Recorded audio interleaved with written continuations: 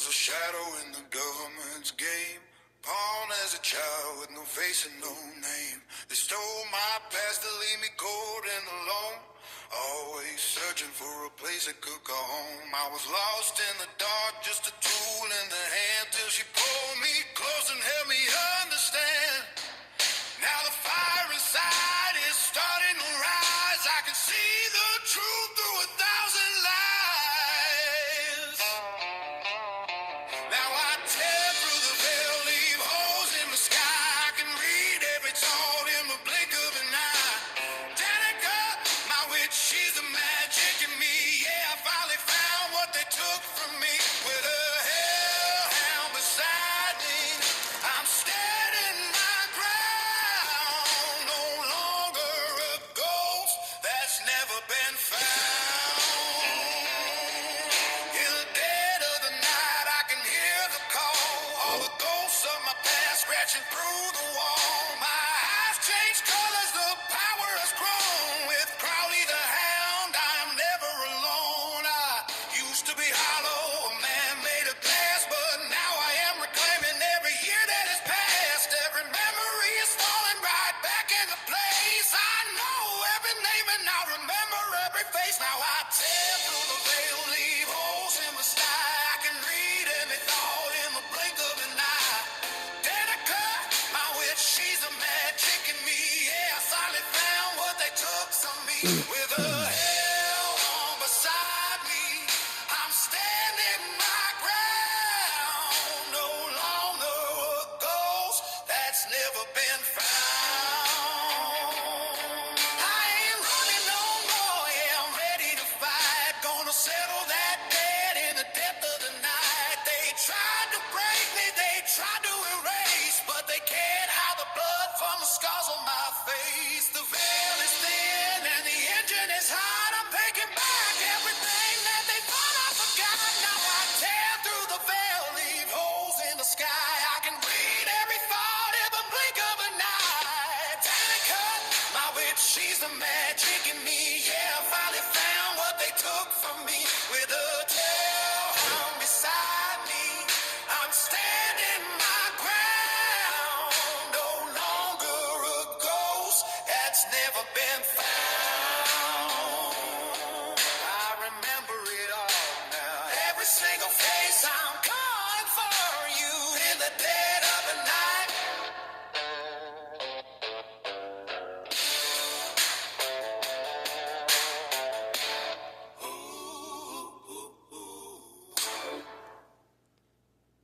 Hello, everybody. Anybody that's out there listening?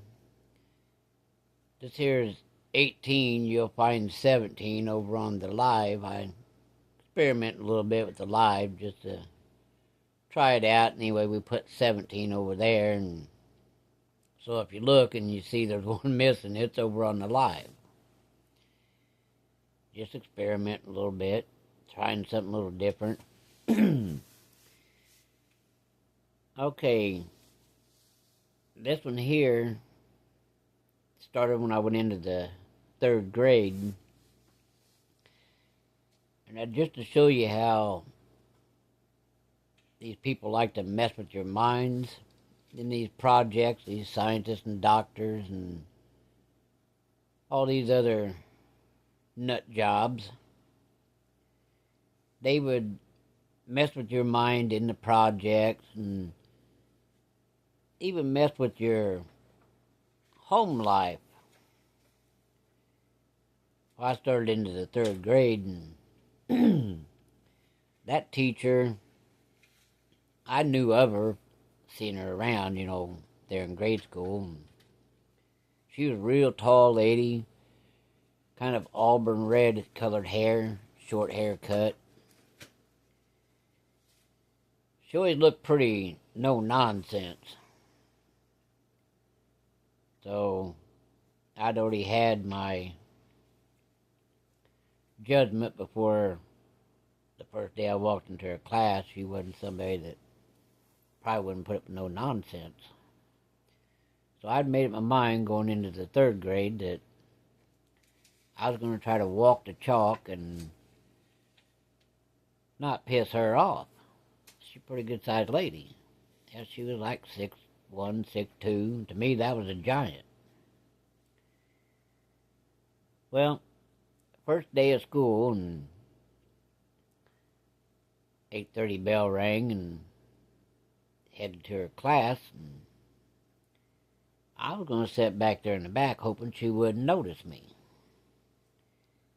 Well, she looked through the names there in her class, and we'd all taken seats, and like I said, I was trying to get back there in the back.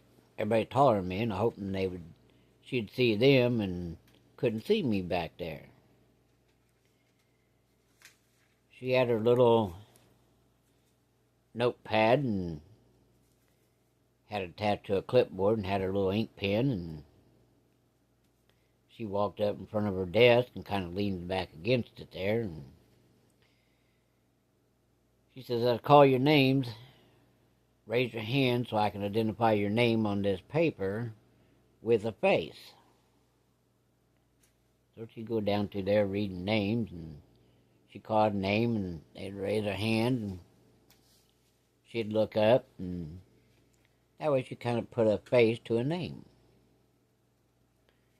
Well, I was the shortest one. I never grew. Since kindergarten, I never grew. I didn't grow an inch. Everybody always kept threatening to stretch me. But anyway, she come to my name, and she called out Henry. I stood up, raised my hand, and of course everybody taller than me. Well, she heard me. She didn't see me. So she hollered my name again. I raised my hand. Henry. She come back there and she goes, "Little one, can't see you back there over all these other taller kids. I'm going to put you up there right in front of my desk where I can look right over my desk at you." I was like, uh-oh. This year didn't sound like it was going to be starting out very good. So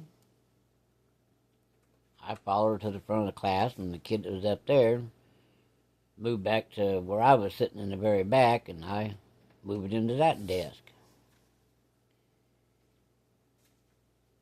Well, as time went by, I found out she was really nice. She just looked like she was kind of mean, but she was a good-hearted person. Anyway, we sat there and listened to her, and she was telling what she was expecting and what her class was about, and how things were going to be done, what she expected of us. And she goes, "I know everybody don't learn the same, at the same speed, and at the same levels." She goes, "But I'm different than most teachers. I don't want to fail nobody." She said, "If I fail somebody, that makes me a failure." Well, I kind of like that idea. So she goes, "Anytime you have a problem, raise your hand or come up to my desk. We'll see if we can figure out the problem. Maybe I can explain a little different. We'll try most anything, because I don't want to fail nobody, because it makes me look like a failure, even if I fail one person." But hey, I like that. Of course, them little country schools, I think we only had like 10 kids in the 3rd grade. So the teachers had more time come around, Of course, they probably didn't get paid as much as those big schools, but you got a better education in those smaller schools because they had time for you. So the bell rang for recess. She excused us, so we went to the back of the room, and you could either turn left to go to the bathrooms, or you turn right and go out that side door, and playground was out there. So I was out there at the playground. talking to some of the people, kids from last year. And there was a couple of them I got pretty close to. And of course, I couldn't tell them about the crazy side, shit going on, like projects, and had to wear my contacts. That was a pain in the ass. But, it kept me fitting in as best I could. I was still trying to figure all this new stuff out that I wasn't understanding too good, but I was trying to figure it out. So, while I was out there playing, I seen the second grade kids coming out too, because we all had recess together, all the grades. And there was always 2-3 teachers out there at one time, because that playground was, for that small school, was pretty good size. Well, I seen the other grade coming out, and their teachers coming out too, to keep an eye, so the bigger kids didn't pick on the little kids, or vice versa. Well, I seen that teacher come out of there, and I was like, I remember her. She was from last year. I thought she quit and went to another school. So I told the guys, I said, I'll be back in a minute. Well, I walked over there toward her. She looked straight at me, turned her head, and back in the classroom. So I knew how to open that door. I just grabbed the handle and turned the handle and opened the door. When I stepped in there, she goes, shouldn't you be at a recess? I'd say, I said, I remember you from last year. I don't know what you're talking about. I said, now come on. All of us kids went to your house. What is this? Well, she just looked at me like I was stupid. She said, I think you misunderstood. I'm not who you think. I said, really? Okay. So I said goodbye and turned around and went out the door. Instead of going back over there playing where I was at, I went between the 2 buildings and looked in the teacher's parking lot. Same car. So I went around to the front door. Walked in there, and there she sat. I said, my grandpa told me I ain't supposed to cuss in school. But it's damn funny. If you ain't who I think you are, then what the hell are you doing driving her car? Because that's the car that teacher had. You need to go back out to the playground and stay there until time to go into your class and quit coming into this classroom. You don't belong in here. I was brokenhearted. So I went out the back door. Well, about time the bell rang, I was headed across the playground to go in. Well, I seen her get in that car and took off. That's really weird. So the next day I come to school, and I'm kind of brokenhearted because she was a good teacher. Here she is treating me like I'm some kind of stranger, like I don't know what the hell I'm talking about. Well, the new principal called me into the office. So I go in there, and he goes, let me ask you something, Henry. Okay. What was you doing in the first grade classroom during recess?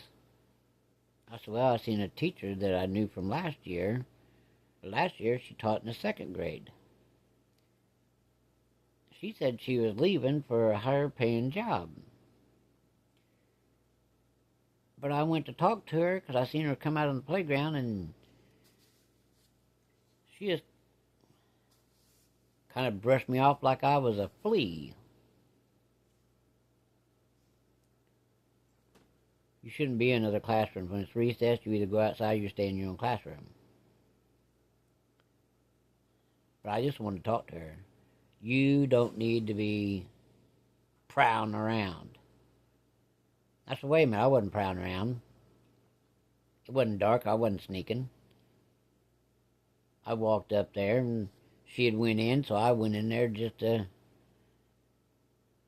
talk to her. You need to quit snooping. That didn't make no damn sense, but okay. I said, is there anything else? He goes, I'm going to call your parents and they can come and get you today. I said, well, if you wait about 15, 20 minutes, my mom will be here anyway. I got to go up there and get my fingers and toes poked, so she'll be here anyway, and just walk me out there and tell her. I can have her come in, you can tell her. I said, but I went back the rest of the day. I said, every day I have to go for those finger pokes and toe pokes. I don't know what it's for, but... So, my mom shows up. The principal told me to tell her that he wanted to talk to her for a minute. So I walked my mom into the office and took a seat there, and the principal goes, let's step over to the library. So we went across the hallway there to the library, and he shut the door and turned the lights on. He goes, your son was caught sneaking around. I said, well, wait a minute. For your information, we done discussed this, and I was not sneaking around. I ain't a prowler, just so we got that clear. He goes, young man, that'll be enough out of you. I said, no, that's enough out of you. You ain't gonna be sitting here talking this smack.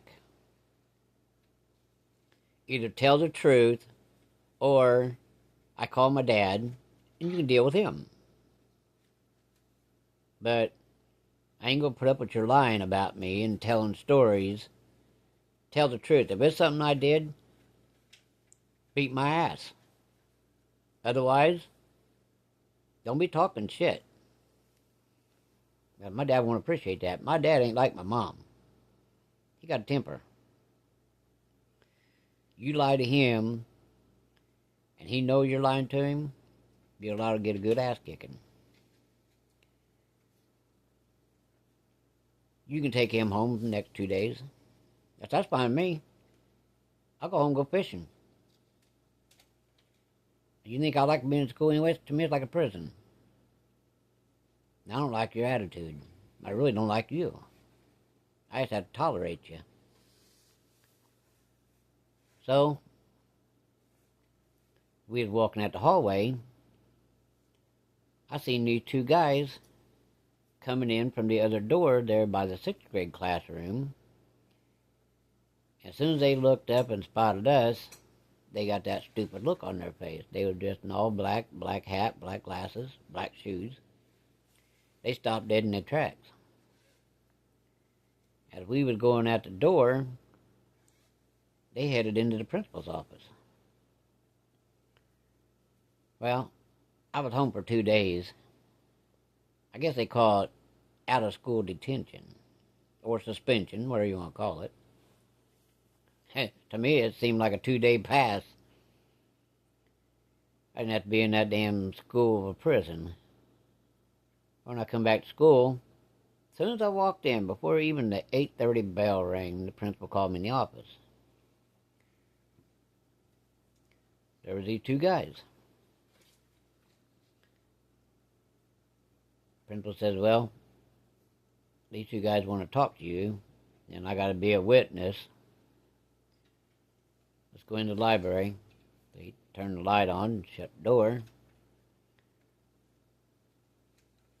I said, okay, what's up with this here? Two guys looked at me, and one whispered to the other one, and you're pretty smart, aren't you? I don't know what you mean. You figured it out. You thought that was a teacher you had. I said it was. No, it ain't.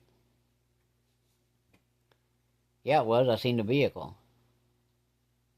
You can't prove it. I said, I don't have to prove it. We're going to be keeping an eye on you. You think you know what you just really think you know what you know? No, I don't think. I know what I know because I know what I seen. I went and looked. It was her car. But just for your information, we know you've been talking. We can make anybody show up at any given time, driving a similar vehicle, look just like anybody, including your parents. I was like, whoa. Yeah, you're just trying to throw me off. No, when you come back, we'll prove it to you. Well, that was my first introduction to shapeshifters, that's what you want to call them. There's many different forms of shapeshifters, but this was just one of them. Just like I found out later on, those men in black wasn't human. Those were aliens with a meat suit. That's why they never showed no expression. So, a couple days pass. I come into class one day and I got called to the office. Now what the hell am I calling there for? Hey, you're supposed to take this here instrument up to the band room. I said, but I'm not in band. Why you want me to do it? Just take it up there. There's a person that'll answer the door, knock on the door, and they'll open the door for you. There ain't no class going on, is there? No. So, I go down the hallway, down by the soda machines, and turn to the right and go up the steps, and then cross over a little bit, and up another set of steps, and got up there in the upstairs, and you had to go past the art room, which also doubled as the music room. Then next door down on the right, that was the speech room, and then on down the hallway to the left, that was the band room. At the very end, that was 4th grade. So I go to the band room, and I grab the hand on this lock. So I just kind of looked down at the bottom of the door, and there ain't no light, but I knocked on the door anyway. All of a sudden, the light flipped on, and I heard steps, and the guy opened the door. Of course, I didn't know it was a guy at the time. He opened the door. When he opened that door, I about shit my drawers. I literally about crapped myself. I couldn't talk.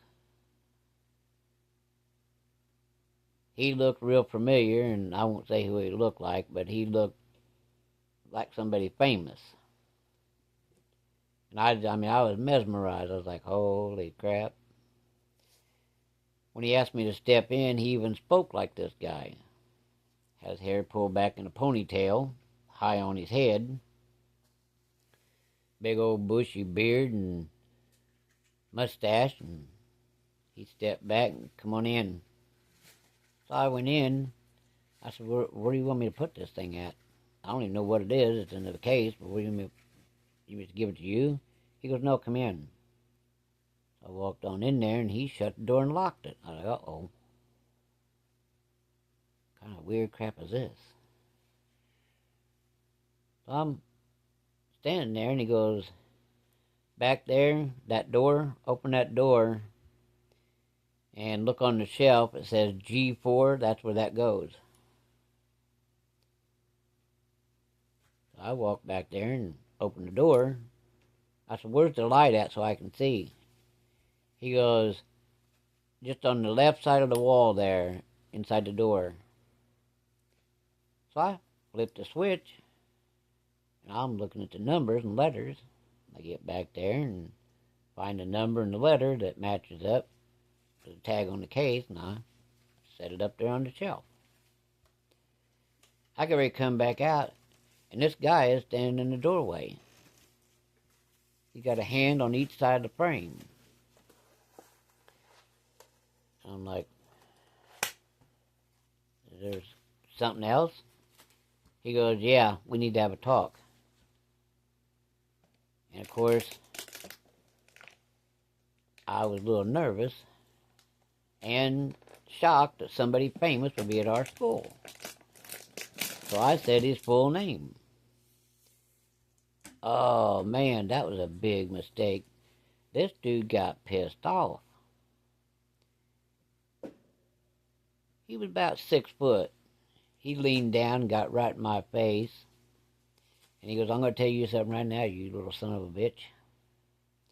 I don't know what you're thinking or who you think you're talking to. That's not my name. Well, out of fear and just a little bit of anger, kicked in. But the anger kind of took over, and I cut loose. I said, well, first of all, you big dumb son of a bitch, you look identical to somebody that I have seen before on TV. You sound like him. You're about the same height. You dress like him. You walk like him. And you talk like him. So, why don't you do yourself a favor? Get out that little thing. Write me a pass for the office.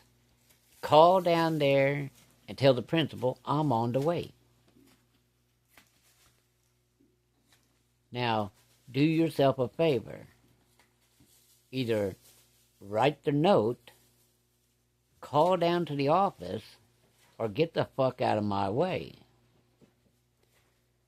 I don't know why you shut that door and locked it when I come in here, but you and me is the only two in here, and I promised my mom and dad I wouldn't be doing nothing stupid. But there's a lot about me you probably don't know, and if you're thinking about doing anything stupid, you're about to find out something that will shock you.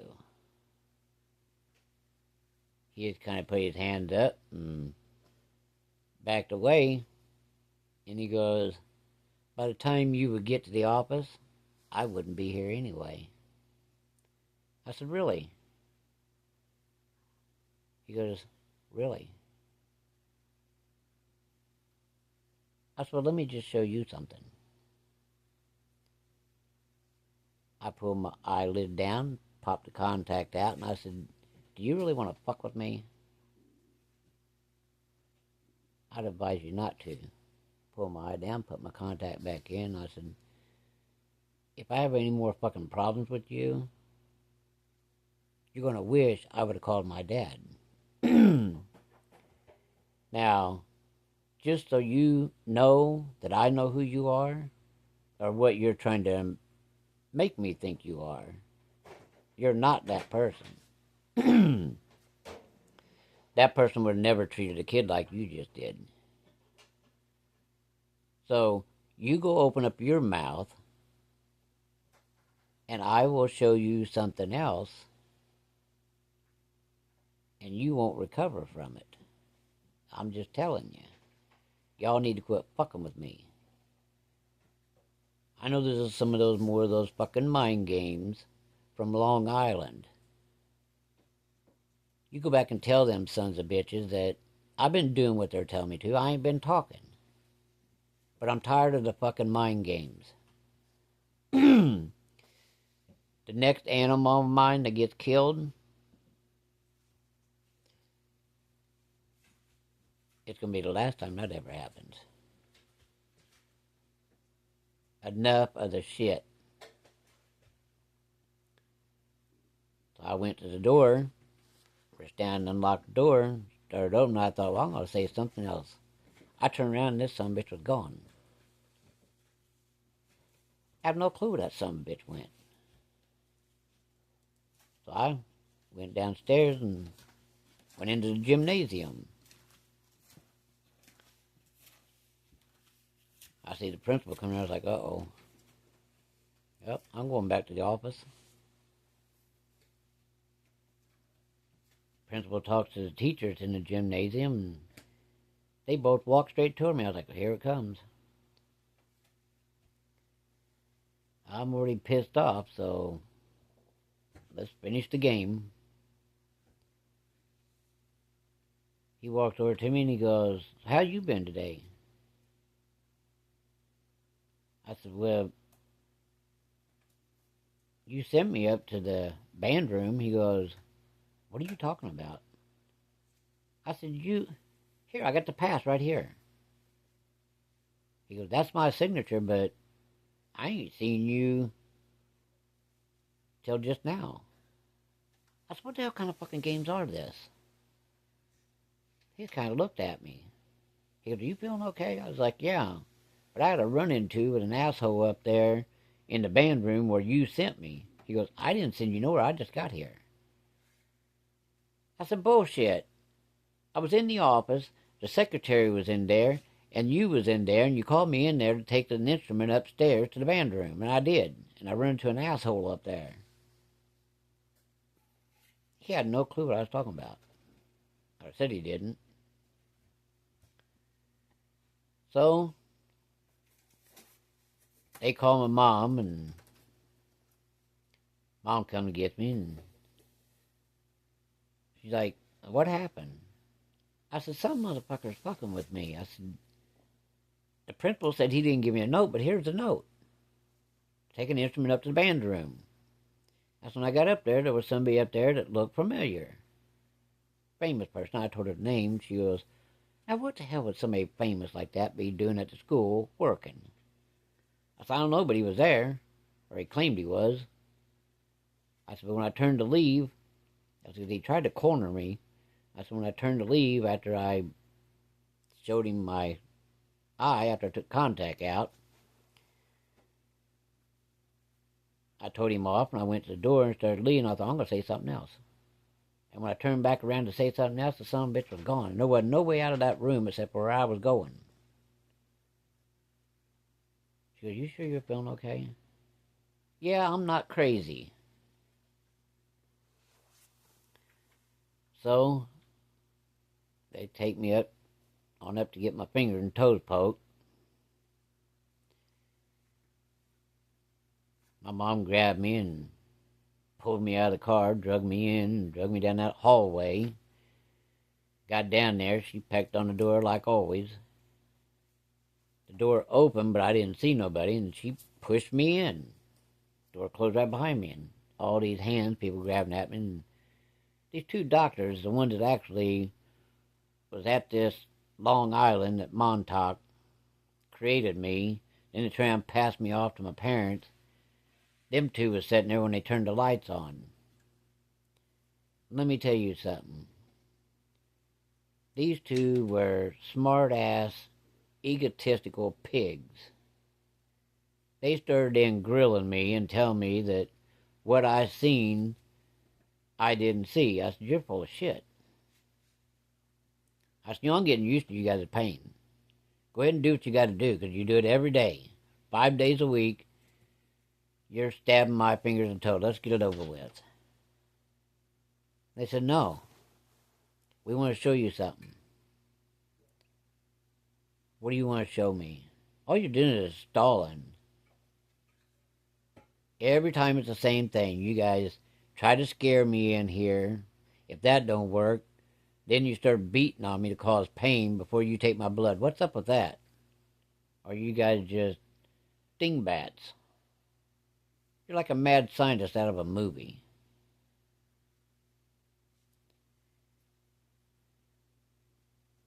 Light comes on in the other room there through this little, like a doorway thing. There's a lady back there standing. I said, who's this? Let me guess. Another new scientist that I haven't met. From the projects. You guys are a freaking joke. They said, watch her. I watched her. She reached up by her head and peeled down. The woman I seen standing there before she peeled off wasn't the same one as the one that peeled off. It was a shapeshifter. Weirdest sumbitch thing I ever seen.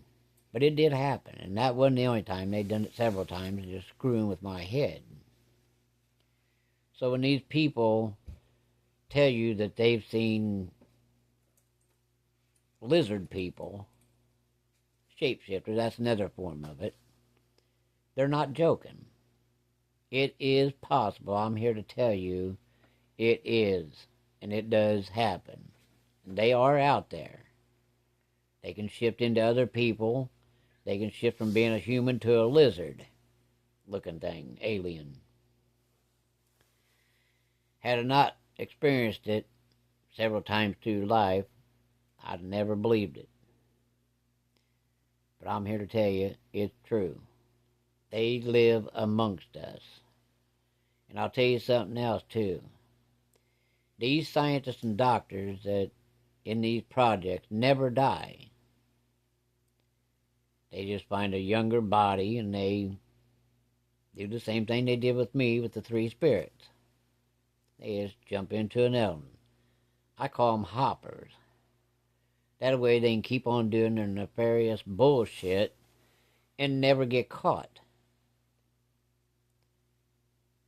Well, the other thing that these bastards like to do is they always like to find them a young man or a young woman, and they watch them all the way through school and keep track of their grades and their attitudes and their attendance, the classes they're taking.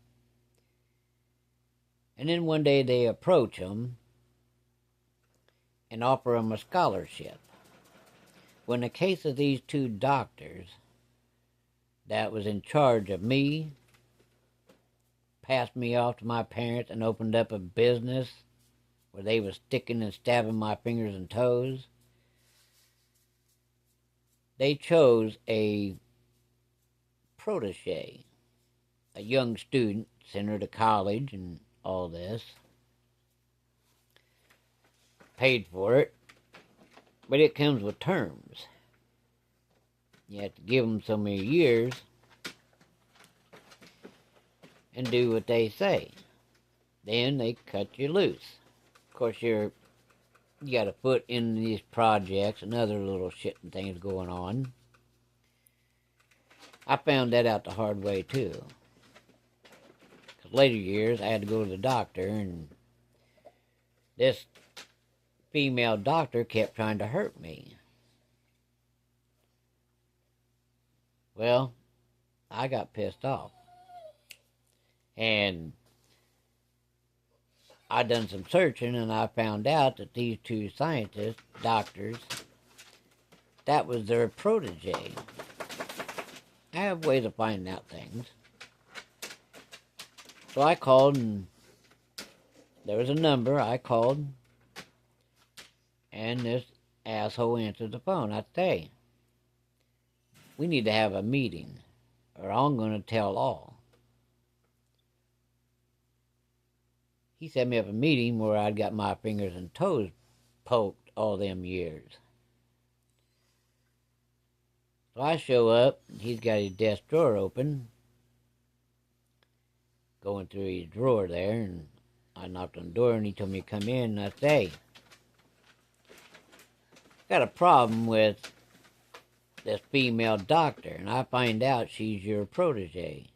You need to tell that son of a bitch that the next time she kicks me off of a table and I'm all stitched up and I bust a couple of stitches and have to go get re-stitched and stapled, I'm going to hang your ass and hers. Then I'm going to put the fear of God in you guys. Just so you know. Well, I don't know what the fuck you're talking about. I said, yeah, you do. And I stepped forward, and he reached in his drawer, and I said, I'm going to tell you something right now. You pull that fucking pea shooter out, it'll be the last motherfucking thing you do. Now I'm tired of you guys' bullshit. you make the phone call while I'm sitting here, or the next call is going to be a call from me to another hospital to come get your ass. So he makes a phone call, and he's telling her he needs to have a talk with her. So, anyway, next time I go see that female doctor, she was like, man, I'm so sorry. Anything you want. I said, what I want is you to keep your ass away from me. You're lucky I didn't do something to you. But you know what I am, and I know what I am. I don't want to draw attention. I just found another way to get your ass neutralized. Now, I have to see you so many times before I'm released. Don't never, ever come around me and try any stupid shit again, try to hurt me, because if you do, I'm going to break my cardinal rule that I promised my grandpa, which is never harm a female. You got it? Now, I'm trying to be nice about this. You put me through a lot of pain. I endured it. Ain't gonna be no second time. But needless to say, I gotta be careful when I go to any doctors or dentist or anything, because every time I do, this woman doctor, that's been put as an angel on my shoulder, so to speak, more like a hell's angel, I guess. That's what I think. She gets a ping. And that son of a bitch calls and warns every frickin' doctor, nurse, dentist, every place I go to, that better not be nothing happen to that boy. That's our asset. And then that doctor or dentist comes in and wants to know who the fuck I am and what the fuck I am. Now, what the hell are you going to tell him? I have to come up with some kind of a story to tell him, so I tell him. That's just a protocol, because I did a little bit of work for some people, and they kind of watch out for me. So, that's how it goes with these bastards. They never quit. They never let up. They stalk and harass. They've taken everything possible, and they still can't get me to crack. I moved from town to town, state to state, used to, bouncing around. Finally, I got tired of running. I met my witch, my wife, got married. This is where I'm going to stay. Tired of running, tired of hiding.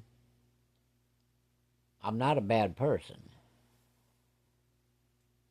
But I ain't going to be somebody's lab rat. I ain't going to be nobody's punching bag. I keep to myself. Stay in my little piece of land. Try to mind my own business. But ever since I become a growing up, it seemed like every damn place I'd go, and I know these people was causing it. There was always some shit that was going on, some kind of corruption or craziness.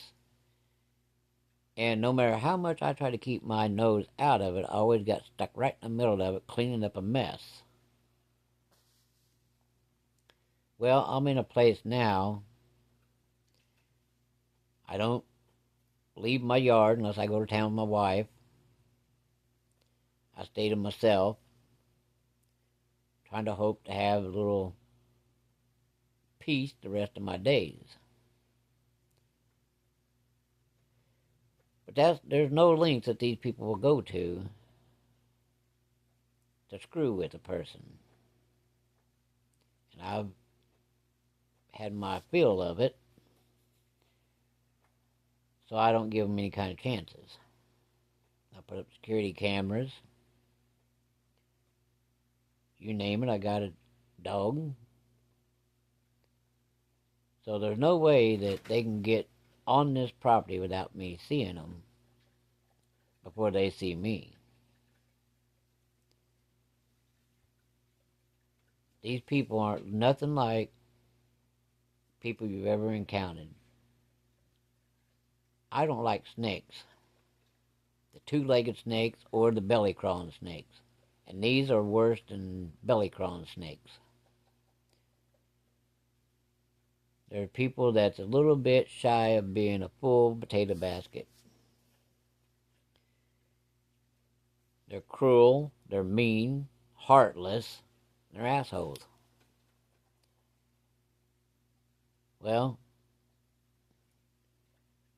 I just tell you this because these people are out there just like these shapeshifters are out there, and just like these aliens looking like humans are out there. All this stuff is out there, and it's living amongst all of us. I've seen a lot of stuff in my time. And I'm just telling you, there's lots of things out there that you may or may not scoff at, but let me tell you, it is out there. Our world's not what you've been told. We've all been brainwashed from the time they was born. Well, I never had that luxury. And I'm telling you, all this stuff is out there.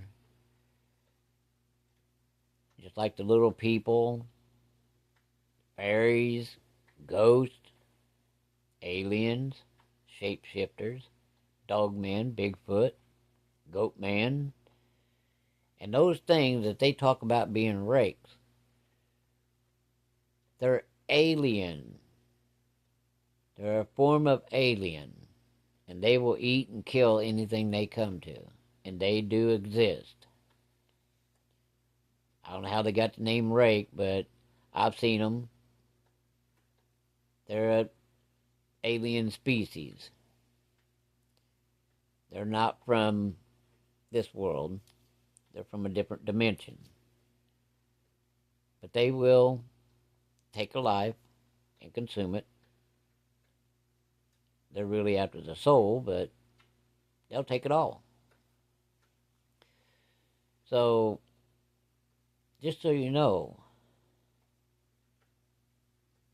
before you think you know what the real world is and what's in it, you better sit around and rethink it. There's lots of stuff out there, including real witches. My wife's a real witch. There's vampires. I don't know about the werewolf thing, but to myself, I think some of these people got mixed up. It's just a dog man, or the dog man is a werewolf, one or the other. But they don't change back and forth from a human into a dog. No. There is zombies.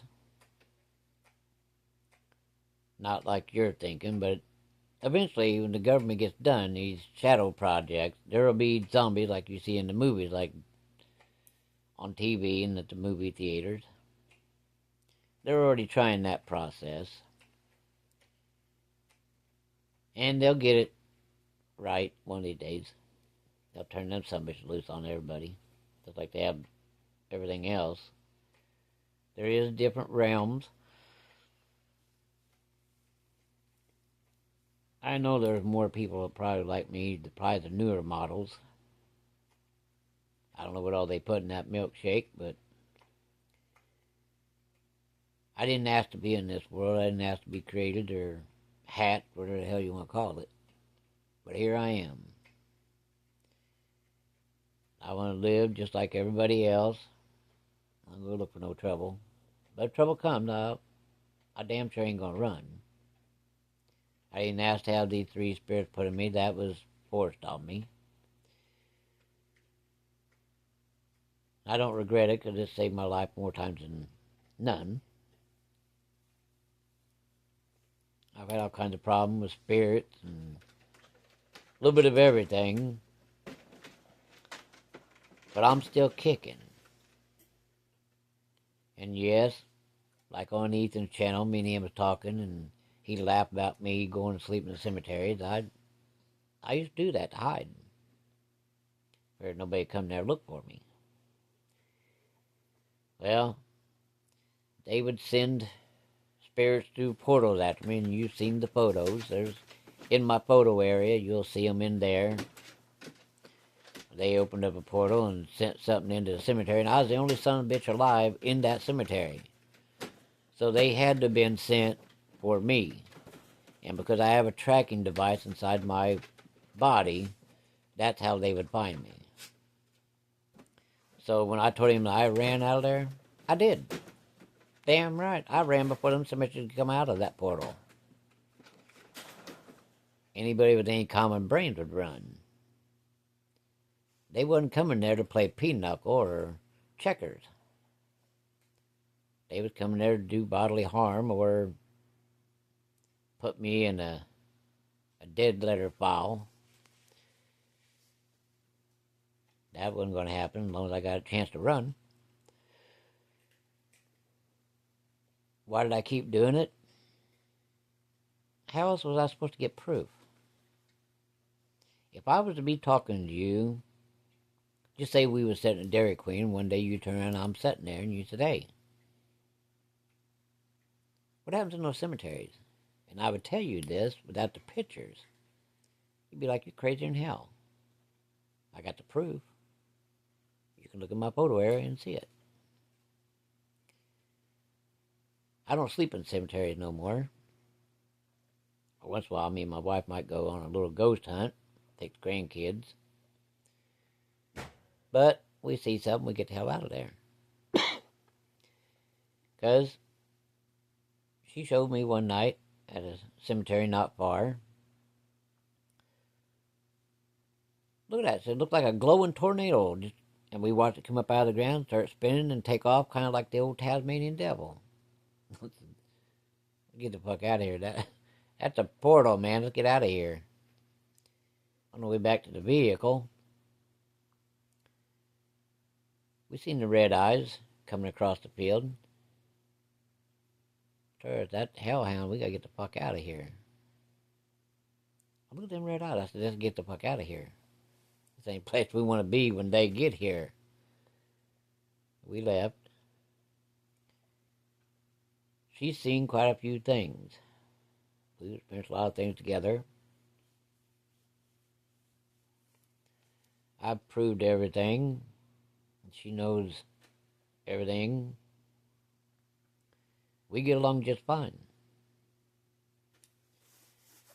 So, when these people say that they can't get along with this group or that group, you can if you wanted to. But it takes both people to want to get along. And I only say this because I'm different than most of you. The way I was hatched, so to speak. Don't know what all they threw in that fucking milkshake. But we all have the same goals and needs and wants in life. Even though I'm different than you, the end game's still the same. But I will tell you this, and my wife will tell you the same thing. I ain't talking about anything other than real meat, like, hamburger. And yeah, I know I mispronounced that. My wife laughs at me all the time for that. Because I say hamburger instead of burger. She laughs, she thinks that's funny as hell. That's just the way I pronounce it. If I go very long without some sort of meat, whether it be lunch meat, a steak, a pork chop, etc., whatever, any kind of meat, go very long,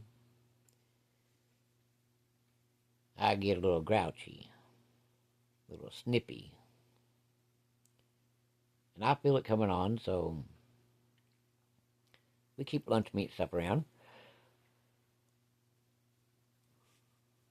Because go very long without it, I get a little grouchy. No biggie. They're just little quirks that I work around. But all these things are out there and much, much more.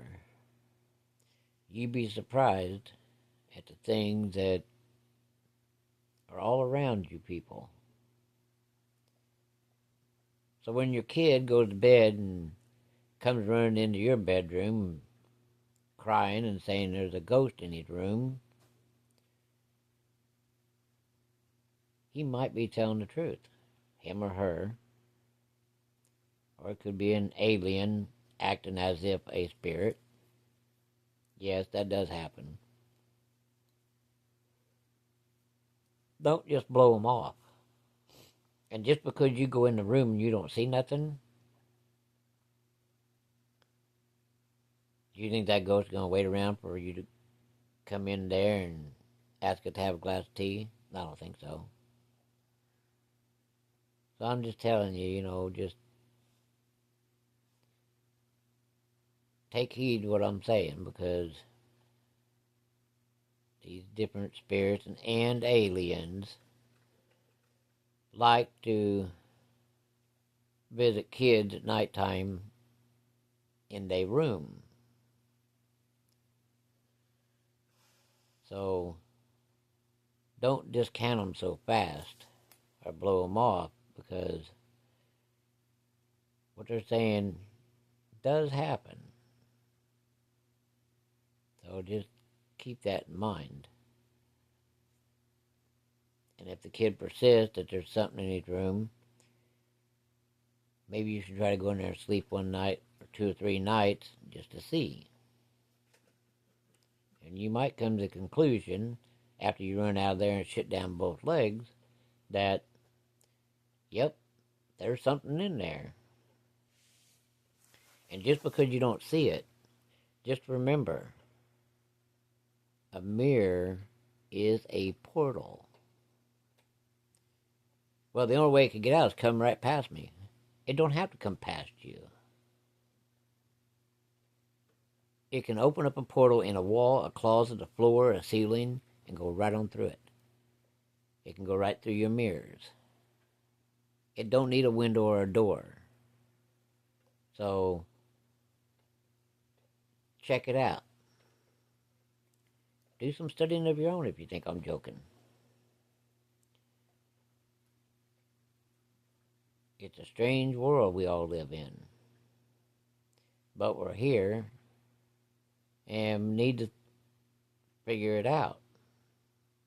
The ghost people need to talk to the cryptid people. The cryptid people need to talk to the ghost people and put their heads together, and they'll find out that all this shit's connected. But it's like the different creeds of people.